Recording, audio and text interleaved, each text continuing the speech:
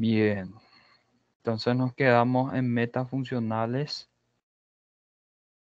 Estuvimos hablando acerca de las metas que se desearían lograr con los pacientes que tienen una lesión medular, ¿verdad? Estamos hablando ya en la parte crónica del paciente, o sea, la evolución ya en los estadios de la rehabilitación propiamente dicha. Estamos hablando ahí de qué se espera de un paciente, ¿verdad? Las metas funcionales, hablamos acerca de que hasta cuándo podíamos lograr con los pacientes una respuesta, ¿verdad? Ya sea motora, sensitiva. Entonces, la respuesta se logra hasta máximo 2 años, ¿verdad? Después de la lesión. Y posterior a eso, como les había dicho, se hace un trabajo de manutención, ya sea del paciente, ¿verdad? Evitando ahí problemas asociados con la inmovilización prolongada, ¿verdad? Aparición de escaras, aparición de rigideces, aparición de contracturas, ¿verdad? Y también auxiliando a este paciente con sus actividades de vida diaria, ¿verdad? Entonces, hasta 2 años se puede lograr alguna respuesta y posterior a eso se trabaja con manutención del paciente, ¿verdad? Estuvimos hablando acerca de los niveles de las lesiones, ¿verdad? En cuanto más alto la lesión, obviamente la dependencia va a ser mayor, ¿verdad? Entonces, aquellos pacientes que tienen lesiones altas van a tener dependencia para comer, asearse, vestirse, bañarse, prácticamente dependiente total de otras personas, ¿verdad? Por eso es interesante que el paciente tenga su cuidador, ¿verdad? Alguien que pueda estar con él, que le pueda auxiliar en todo momento, ¿verdad? Y la dependencia también va a mejorar si es que la lesión empieza a bajar. O sea, cuanto más baja la lesión, la dependencia es mayor, ¿verdad? O sea, la independencia se logra más, ¿ok? Se vuelve más independiente cuanto más baja sea la lesión. Entonces, nivel C5 todavía el paciente es bastante dependiente. Vamos a ver una mejoría cuando la lesión se produzca a nivel de C6, por ejemplo, el paciente puede comer, ¿verdad? Utilizando ahí la abducción de hombro con una pequeña flexión ahí del codo, ¿verdad? Entonces vamos a tener esa ventaja con los pacientes que tienen lesiones a nivel de C6, ¿verdad? La movilidad de cama puede realizar también con ayuda y asearse, vestirse también es relativamente dependiente, ¿verdad? Entonces el paciente logra comer realizando esos movimientos que le había dicho, ¿verdad? Entonces, a medida que va bajando la lesión, va también, el paciente va logrando más su dependencia, ¿verdad? Vamos a dar un ejemplo ahí un poco más bajo. Vamos a hablar de lesiones a nivel de C8 y T1. Entonces el paciente ahí sí logra la independencia para comer, asearse, vestirse, bañar, movilidad de cama, transferencia, silla de ruedas. Solamente lo que no va a realizar es la marcha, ¿verdad? Entonces vamos a tener esa paraplegia, ¿verdad? C8 y T1 es paraplegia, ¿verdad? Cuando hablamos todavía de C7 es todavía tetraplegia en la mayoría de las veces, ¿verdad?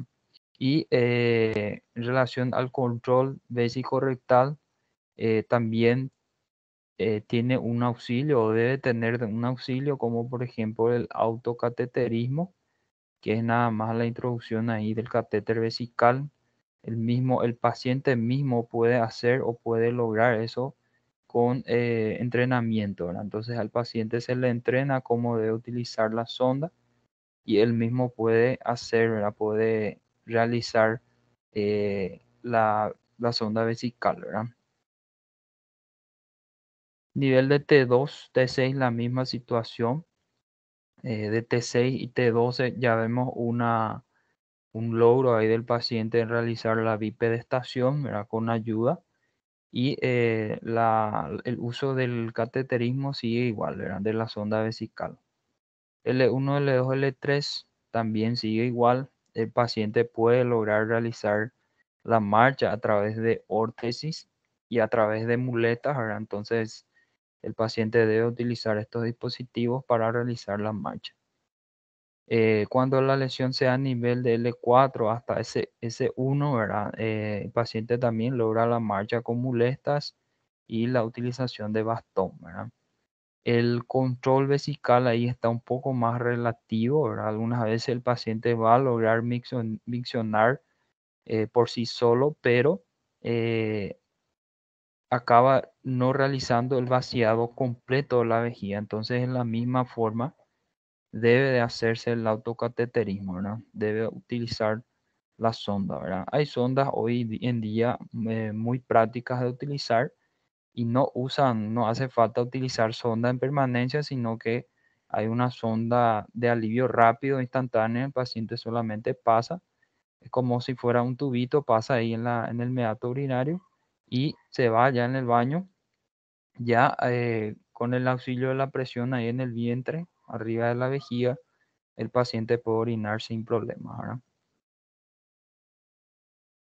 Bueno, acerca de los patrones de sustitución muscular son aquellos movimientos anormales que el paciente va a presentar debido a la lesión misma, ¿verdad? Como vemos en los pacientes también con ACV, ¿verdad? Son movimientos anormales que el paciente va a presentar como los espasmos, las contracturas, ¿verdad? Las rigideces, ¿verdad? Todas ellas producidas por movimientos que el paciente no controla, ¿verdad? Entonces, algunas de las contracturas pueden ser útiles, no todas ellas son, digamos así, perjudiciales. Algunas de ellas podemos utilizar para beneficiar al paciente, ¿verdad? En el caso de las lesiones medulares, obviamente, ¿verdad? Entonces, los patrones de sustitución muscular son, así como su nombre dice, sustitución de la función de un músculo que se ha perdido, ¿verdad? Una persona con tetraplegia lesión a nivel de C6 puede contraer pasivamente los dedos. Vamos a ver que algunos pacientes con lesión medular, cuando hacen algún tipo de esfuerzo, nosotros miramos la mano y está el reflejo ahí de presión palmar, ¿verdad? ¿Se recuerdan el reflejo de presión palmar? Se vuelve a estar presente en estos pacientes. Entonces ellos contraen de manera pasiva los dedos y estos tipos de movimientos son contracturas útiles, ¿verdad? ¿Por qué son útiles? Porque vamos a ver más anterior que se puede utilizar una órtesis como una cuchara, ¿verdad? Diseñada para estos pacientes para que ellos puedan alimentarse, ¿verdad? Siempre y cuando la lesión sea ahí en C6, C7, ¿verdad? Nuevamente recordando ahí la distribución del plexo braquial.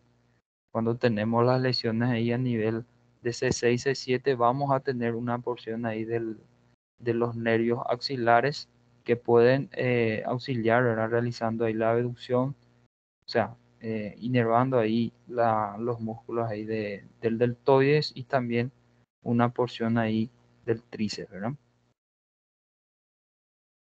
Bien, esto es lo que les explicaba, ¿verdad? Entonces, cuando el paciente tiene esa flexión de los dedos, lo que se hace es una manutención de los arcos de movimiento. Se trata de movilizar bastante estos dedos también para que no queden con una postura viciosa también, ¿verdad? Se puede utilizar las férulas ahí como observan, ¿verdad? Una férula que se adapte al paciente para poder alimentarse, ¿verdad? Y también se puede realizar algunas cirugías reconstructivas con la finalidad de auxiliar al paciente en las actividades de vida diaria, ¿verdad?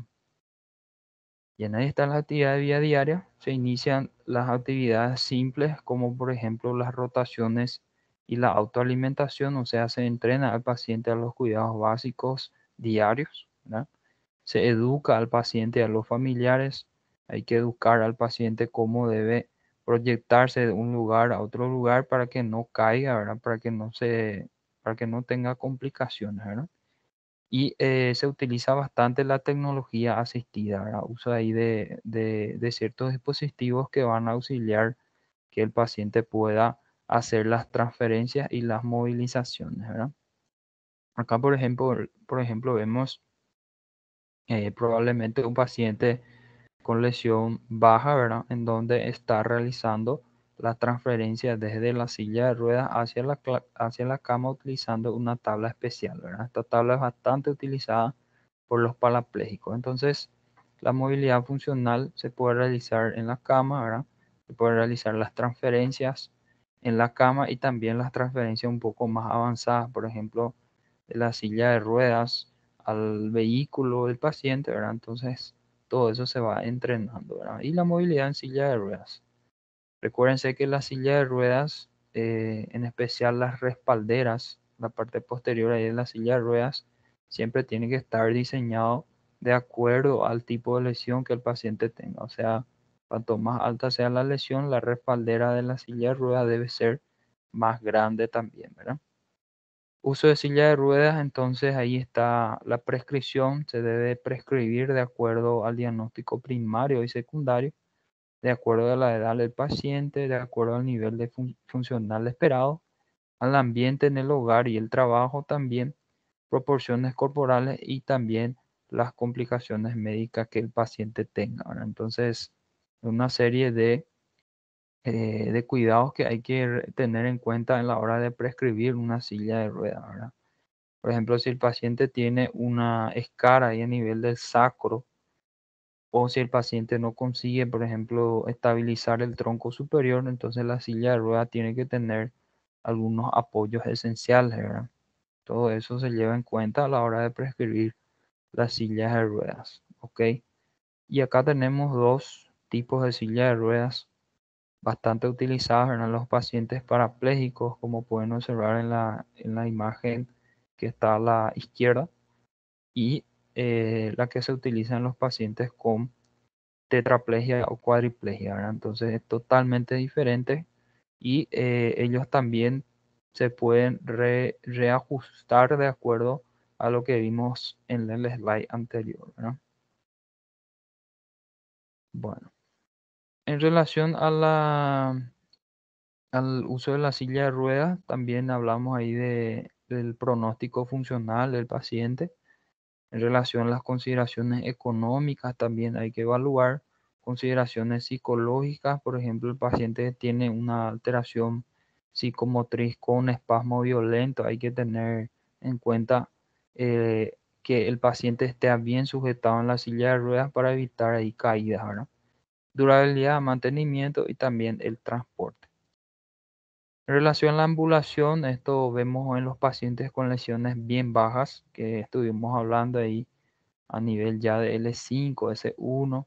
Ok, en estos pacientes sí se puede trabajar con la bipedestación y también la ambulación, ¿verdad? Siempre utilizando también los materiales tecnológicos que tenemos, ¿verdad? Las órtesis, etcétera, ok. Entonces ahí tenemos las definiciones básicas, la bipedestación, ¿verdad? Realizar que el paciente pueda estar parado, ¿verdad? Utilizando ahí las prótesis. Ambulación terapéutica, ambulación funcional en el hogar y la ambulación funcional en la comunidad. ¿Ok? Hay que visar siempre el consumo de energía del paciente, verificar el peso del paciente, ¿verdad? De repente si es un paciente un poco sobrepeso o obeso, ¿verdad? Hay que evaluar siempre si no va a tener algunos traumatismos si es que se para y tiene algunas caídas, digamos así, ¿verdad? Entonces todo eso se tiene que ver. Hay otros sistemas específicos que ya hablamos ahí de la órtesis y también la estimulación eléctrica funcional que se utiliza cuando el paciente tenga ahí una lesión. Obviamente la lesión debe ser incompleta y el paciente debe tener una contracción muscular voluntaria en ciertas fibras musculares. Entonces puede utilizar la electroestimulación cuando el paciente realiza los movimientos voluntarios, ¿verdad? Otros aspectos en relación a la modificación ambiental, transporte vehicular, hay ciertos pacientes que van a poder manejar sus vehículos, ¿verdad? Cuanto más bajo sea la lesión, hay ciertos movimientos preservados, ¿verdad? Como es decir, la extensión de la rodilla, ¿verdad? Y la flexión plantar. Entonces sí podemos adaptar el vehículo del paciente, ¿verdad? Entonces eso se verifica también, ¿verdad? Recreación y deportes para el paciente. Esto ya es un poco más con el terapeuta ocupacional que va a tratar de ver eh, cómo el paciente, o sea, qué actividad le gustaba antes de la lesión al paciente y si es que se puede introducir nuevamente al paciente, ¿verdad? Hay cirugías reconstructivas de miembros superiores que pueden realizar también para mejorar la actividad de vida diaria. se tiene que hacer siempre un biofeedback de la relación del tratamiento versus la respuesta del paciente y la estimulación neuromuscular que ya estuvimos hablando ahí del FE, ¿verdad? De la estimulación eléctrica funcional. Bien, hay ciertas complicaciones que pueden aparecer en estos pacientes, como por ejemplo la hipotensión ortostática, cuando se reduce de forma brusca la presión arterial, cuando se pone, por ejemplo, estos pacientes de pie o sentados. Entonces hay que siempre verificar la tensión arterial y ir graduativamente, incorporándole al paciente a la bipedestación o a la sedestación, ¿verdad? ¿Qué significa eso? Que debo hacerle sentar a mi paciente de forma bien lentamente, ¿ok? Para que no tenga esa reducción de forma brusca de la presión arterial, ¿ok? Puede haber lo que llamamos también disreflexia autonómica, una respuesta de manera excesiva del sistema nervioso central, ¿verdad? A respuesta a la lesión medular, el paciente puede tener ahí un dolor, ¿verdad? Un dolor muy fuerte y obviamente que el organismo va a responder ahí liberando los mediadores inflamatorios y esto puede causar hasta incluso la muerte del paciente. Entonces hay que tener en cuenta también cuando se produce estos tipos de complicaciones, ¿verdad? Las úlceras por presión pueden aparecer bastante frecuentes en estos pacientes que quedan ahí, los pacientes tetraplégicos, ¿verdad? Los que quedan ahí acamados por largo rato, no reciben ningún tipo de tratamiento, ya sea por parte de una enfermera, por parte del fisioterapeuta, entonces no hace cambio de cúbitos. Entonces, estos pacientes tienden a tener úlceras por presión, ¿verdad? Y sabemos que el local más frecuente en donde puede aparecer las úlceras por presión es en la región sacra, ¿verdad? Ellas tienen su clasificación, ¿verdad? Algunos pacientes llegan a tener grado 3, grado 4 ahí en las caras y esos se pueden complicar con una infección, ¿verdad? Infección ahí de partes blandas. Osificación heterotópica es la aparición de una calcificación fuera de lo que es el tejido óseo, ¿verdad? Por ejemplo, un músculo puede aparecer una osificación en el músculo o tendón, ¿verdad? Esto también se debe verificar, se debe ver si es el caso de alguna cirugía para quitar, ¿verdad? Tendemos a la trombosis venosa profunda, que es la formación ahí de trombo a nivel de los miembros inferiores, también a causa de las inmovilizaciones prolongadas sin auxilio o sin cuidado, ¿verdad? Que pueden concurrir también a un tromboembolismo pulmonar, ¿verdad? Imagínense ustedes si el paciente está ahí acamado a largo rato, de repente puede realizar alguien puede realizar un movimiento brusco inesperado ahí y se puede desprender ahí un trombo, puede migrar y caer ahí en la región del pulmón, ¿verdad? Entonces causando ahí el tromboembolismo pulmonar. Infecciones e insuficiencia respiratoria también pueden aparecer. Sabemos que los pacientes con tetraplegia en especial, ellos tienen una dificultad de expulsar las secreciones que aumentan, ¿verdad? Debido a la paralización de los cilios ahí a nivel de la membrana basal de los pulmones. Entonces ellos tienden a tener infecciones a repetición, ¿verdad? Neumonía, ok. Bien, más complicaciones, infecciones urinarias, justamente donde el paciente no consigue miccionar, no consigue vaciar de forma completa la vejiga, entonces es un caldo de cultivo ahí para las infecciones. Las úlceras gástricas también pueden aparecer por estrés o también por el consumo ahí de antiinflamatorios no esteroideos, ¿verdad? A largo plazo. Entonces hay que ver también, evaluar la utilización de protectores gástricos, ¿verdad? Puede aparecer la espasticidad, que es muy frecuente en los pacientes también con lesión medular. Se forman espasmos musculares, principalmente en las regiones musculares en donde se realiza flexión, ¿verdad? Puede aparecer bastante. Supongamos un ejemplo clásico, hay pacientes con tetraplegia y desarrolla ahí flexión de codo, ¿verdad? Entonces las contracturas, las espasticidades ahí se vuelven cada vez más intensas en esa región ahí del músculo del bíceps braquial y a nivel del miembro inferior en los isquiotibiales, ¿verdad?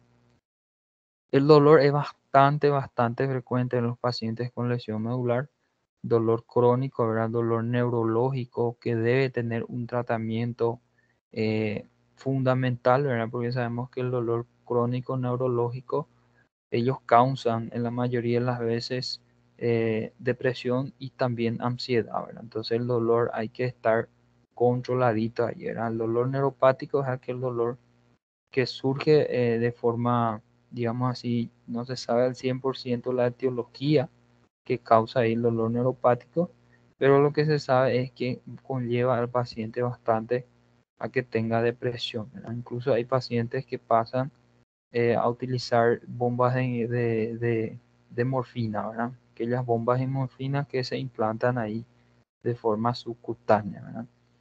La siringomiela también es una complicación de las lesiones medulares, en donde se forma quiste a nivel del canal medular, ¿verdad? Entonces puede aparecer también, ¿verdad? La osteoporosis debida a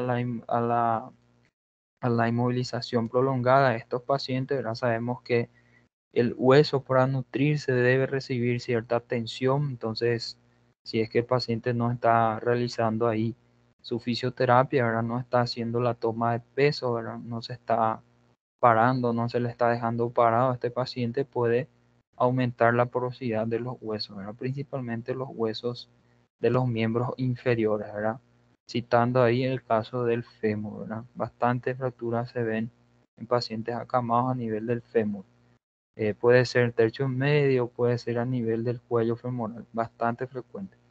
Entonces, pacientes con osteoporosis, obviamente, vamos a tener ahí las fracturas patológicas, ¿ok?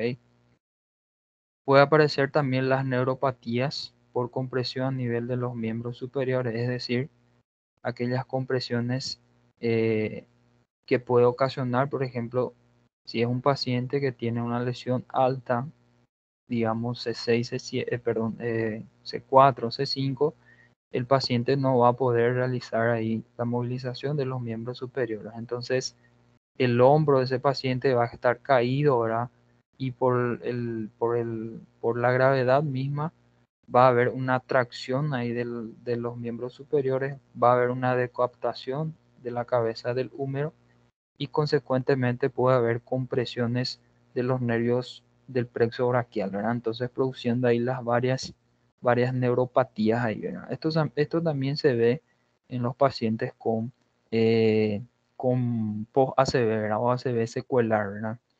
El paciente llega reclamando de dolor en el lado, o sea, en el lado de la hemiparesia, reclama de dolor de hombro, ¿verdad? Ese tipo de dolores son dolores crónicos, difíciles de tratar. En algunas ocasiones se indican un cabestrillo a estos pacientes, pero eh, no mejoran, ¿verdad? Entonces ellos deben de tener su tratamiento también farmacológico y también el auxilio ahí de dispositivos externos.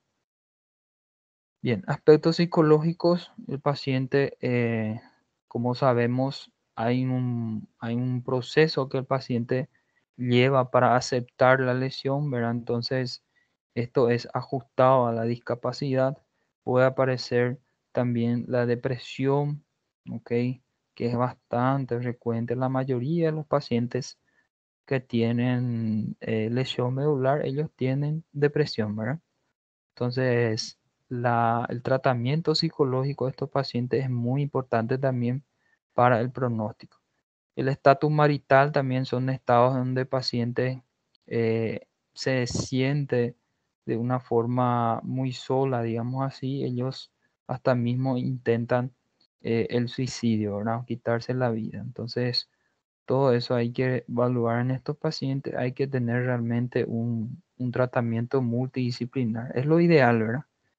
Pero vemos que la mayoría de las veces no es así, ¿verdad? A largo plazo debe trabajar con el paciente en lo que es el aspecto vocacional, o sea, si el paciente realmente tiene ese aspecto de querer volver a realizar también ciertos trabajos que él realizaba, obviamente ahí va a ser un trabajo del terapeuta ocupacional que va a adaptar el entorno al paciente, ¿verdad? Logrando así entonces una vida independiente y obviamente mejorando la expectativa de vida de los pacientes, ¿verdad? Estos pacientes se deben evitar a toda costa se debe evitar las complicaciones médicas, ¿verdad? Todas las complicaciones que vimos, ¿verdad? Entonces hay que evitar infecciones, hay que evitar las escaras, rigideces, osteoporosis. Así el paciente obviamente va a tener una expectativa de vida mayor, ¿verdad? Porque sabemos que si no llevan un cuidado, estos pacientes vuelven a internarse ahí, vuelven a estar internados a veces ya con una bacteria bien resistente y esto le llevan al óbito al paciente, ¿verdad? Entonces ahí todo un, digamos así, un tratamiento preventivo para estas complicaciones a fin de evitar mal pronóstico a estos pacientes, ¿verdad? Ok, esto es todo acerca de nuestra rehabilitación con el paciente que tiene lesión medular, ¿verdad? Y vamos a entrar en otra, en otra clase. Por lo menos vamos a dar una introducción breve, que creo que seguramente ya están cansados. Y nuestro examen también ya está marcado para el 2, si no me engaño, el 2 de noviembre, que va a ser de manera presencial. Ok. Bien, entonces vamos a hablar acerca del síndrome de reposo prolongado o también llamado síndrome por desuso. En realidad son sinónimos. Vamos a estar viendo cuál es la definición de cada uno de ellos, ¿verdad? El síndrome por desuso, por ejemplo, es definido como el estado en que la persona está experimentado, ¿verdad? O se encuentra en riesgo de deterioro de los sistemas del cuerpo o alterado el funcionamiento, ya sea como consecuencia de la inactividad musculoesquelética que en algunas veces es prescrita o también en algunas veces es inevitable, ¿verdad? Bien sabemos que hoy en día hay una infinidad de enfermedades que puede causar la inmovilización de los pacientes, ¿verdad? Citando ahí un ejemplo, acabamos de hablar de los lesionados medulares, ¿verdad? Pacientes que tienen lesiones medulares altas y obviamente van a estar acamados, ¿verdad? Van a estar inmovilizados ahí. Esa inmovilización es inevitable, ¿verdad? Pero hay las inmovilizaciones que son prescritas, aquellas inmovilizaciones que el paciente necesita estar inmóvil para que pueda restablecer un sistema funcional. Por ejemplo, en las fracturas de cadera, por ejemplo, el paciente debe estar inmovilizado por cierto tiempo para que se forme nuevamente ahí el callo fracturario, el callo óseo, ¿verdad? Lógicamente, estos deben de recibir un tratamiento por un traumatólogo, ¿verdad? También ahí podemos citar los casos del paciente que llegan a entrar en la unidad de cuidados intensivos, ¿verdad? Aquellos pacientes que necesitan, por ejemplo, de una intubación orotraqueal, ¿verdad? Debido a una insuficiencia respiratoria grave, ¿verdad? Debido a una insuficiencia renal grave. Entonces son varios casos ahí que el paciente realmente debe estar inmovilizado de forma inevitable. Entonces hay que tener en cuenta estos conceptos, ¿verdad? Bien. Y tenemos la otra definición, ¿verdad? Que sería el síndrome de reposo prolongado, ¿verdad? El síndrome de reposo prolongado ya es el desacondicionamiento físico producido por el deterioro metabólico y sistémico como consecuencia de una extensa inmovilización que surge generalmente en relación al manejo de traumatismo y enfermedades agudas, ¿verdad? Nuevamente ahí vamos a citar el caso de los traumatismos raquimedulares, ¿verdad? De los traumatismos cráneoencefálicos también, procesos que cursan con una enfermedad cerebrovascular, todo eso pueden llevar al acamamiento del paciente, ¿verdad? Entonces, eh, todo eso puede llevar entonces al paciente a estar acamado, ¿verdad? Bien, Vamos a hablar un poco acerca de los antecedentes. Eh, el reposo antiguamente se constituía un factor primordial de un plan terapéutico. Por diversas circunstancias han hecho que haya cedido la importancia entre los que se encuentran. Un reposo prolongado exagerado podía acarrear complicaciones en el organismo. O sea, se vio, ¿verdad? Antiguamente, por ejemplo, en ciertas patologías, ¿verdad? Supongamos ahí, o pongamos un ejemplo clásico, ¿verdad? Las intervenciones quirúrgicas realizadas en el corazón, ¿verdad? Antiguamente, ellos decían que el paciente debía reposar, ¿verdad? Posterior a la cirugía, pero hoy en día se ve que el paciente que pasa ahí por una cirugía del corazón, ya inicialmente ya se introduce la rehabilitación de forma precoz para que el paciente pueda ir teniendo un buen pronóstico, ¿verdad? También se vio que con la movilización precoz se podría mejorar la cicatrización de ciertas heridas operatorias con el movimiento, ¿verdad? Entonces sabemos que eh, cuando se opera, cuando se corta ahí la piel, nosotros tenemos que tener en cuenta que la piel también es un tejido elástico, ¿verdad? Entonces, una buena rehabilitación ahí va a mejorar la elasticidad de estas lesiones producidas por heridas operatorias, ¿verdad? Y también se vio, ¿verdad? La gran necesidad de acelerar el proceso de las altas por el escaso número de las camas hospitalarias. Entonces, esto en relación a los antecedentes de las inmovilizaciones prolongadas, ¿verdad? ¿Cuál es el objetivo o cuáles son los objetivos de las movilizaciones precoces en los pacientes potencialmente que van a estar acamados, ¿verdad? Primeramente, disminuir o aliviar el dolor. Se vio hoy en día que a través de las movilizaciones precoces se puede auxiliar a que el dolor pueda disminuir en ciertas patologías, ¿verdad? Y también la recuperación de los traumatismos crónicos de ciertos pacientes, ¿verdad? Entonces, esos serían los objetivos iniciales. Bien, los efectos en la inmovilización prolongada en los distintos sistemas. Vemos ahí el sistema muscular como primer ejemplo, ¿verdad? El sistema osteomioarticular. La reducción de masa muscular, bien sabemos que la masa muscular sería el trofismo de la musculatura, ¿verdad? Entonces, si hay, por ejemplo, una fractura y el paciente debe estar inmovilizado, ya sea con un yeso o con una osteosíntesis, una placa o tornillo, se va reduciendo progresivamente la masa muscular. A eso le llamamos hipotrofia, ¿verdad? La hipotrofia. Pero hay ciertas condiciones en que el paciente realmente va a concurrir con una atrofia, o sea, una ausencia total de trofismo por lesiones ya sean medulares, ¿verdad? Por ejemplo, una ACV también, ¿verdad? Entonces, estos pacientes pueden presentar atrofia, que es la ausencia total del trofismo, ¿verdad? Conjunto con eso vamos a ver la reducción de fuerza y también de la resistencia. Estos tres puntos, estos tres, digamos así, acontecimientos ocurren siempre de la mano dada, ¿verdad? O sea, cuando hablamos de una inmovilización prolongada vamos a tener hipotrofia, disminución de la fuerza y también disminución de la resistencia. Los tres se ven afectados, ¿verdad?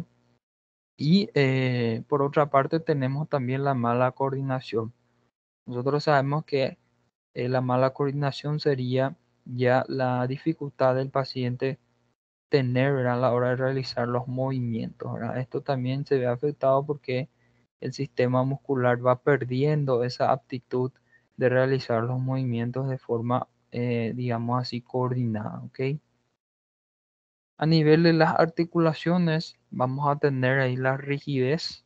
Principalmente se producen por la adherencia del tejido conectivo circundante al cartílago, o sea, eh, va apareciendo ahí la retracción capsular de la cápsula de las articulaciones de gran movilidad, ¿verdad? Entonces, sabemos que en el interior de ellas tenemos el líquido sinovial, esto también se va a espesar y también va a producir o va a contribuir para que haya una rigidez articular, ¿verdad? Entonces, el paciente puede presentar esa rigidez. Cuanto más tiempo pasa acamado, más son las probabilidades de que tenga una rigidez articular, ¿verdad? También el ligamento se queda ahí adherido y esto provoca que el paciente o que el fisioterapeuta no logre ahí la movilización de la articulación, ¿verdad? En relación a los huesos, ya hablamos de la osteoporosis secundaria por inmovilización, ¿verdad? Sería nada más ahí la instalación de la porosidad en los huesos, principalmente huesos largos como el fémur, ¿verdad? Entonces, los pacientes tienden a tener fracturas ahí si es que se caen, ¿verdad? Por eso hay que tener cuidado con los pacientes que están acamados a varios años, ¿verdad? Hay que tener cuidado porque ellos pueden caerse y pueden fracturarse con facilidad, más todavía si son pacientes de tercera edad. En relación al sistema cardiovascular, nosotros podemos ver, ¿verdad?, las alteraciones que se provocan, como por ejemplo la disminución del volumen plasmático, disminución del rendimiento o eficiencia cardíaca. Pueden aparecer los eventos tromboembólicos, hay formación de trombos y posterior a eso ellos pueden desprenderse, ¿verdad?, formando émbolos y viajando en regiones más pequeñas, produciendo entonces ahí, como ya vimos en los slides anteriores de lesión medular, la trombosis venosa profunda y también el tromboembolismo pulmonar, ¿verdad? En un primer instante, el paciente tiene una respuesta al sistema cardiovascular aumentando la frecuencia cardíaca, pero posterior, pasando ahí los días, los meses, hay una disminución de la frecuencia cardíaca en estos pacientes acamados a largo rato, ¿verdad? Por esa razón también vamos a ver que cuando ellos se le dejan sentados, por ejemplo, hay una hipotensión de una hipotensión que llamamos hipotensión ortostática, ¿verdad?, que vimos también en el slide anterior de lesiones medulares, ¿verdad? A nivel sistema respiratorio, como ya vimos también, hay un aumento de la secreción, ¿verdad? Entonces, el paciente tiene una dificultad de eliminar esta secreción, ¿verdad?, por la parálisis de los cilios ahí que se encuentran en las células basales del sistema respiratorio. Entonces, esto ocurre, ¿verdad?, por presencia de la hipoventilación y también aparece como un mecanismo de respuesta o de defensa del trastorno o los trastornos de la tos. El paciente está acamado, van a ver que ellos tosen bastante, pero no consiguen expectorar, no consiguen eliminar el catarro que se forma ahí a nivel del sistema respiratorio. Bien, vamos a dejar hasta aquí nuestra clase de hoy. Semana que viene vamos a continuar, vamos a tratar de terminar y ir entrando en otros temas, ¿verdad? ¿Tiene alguna duda, alguna pregunta?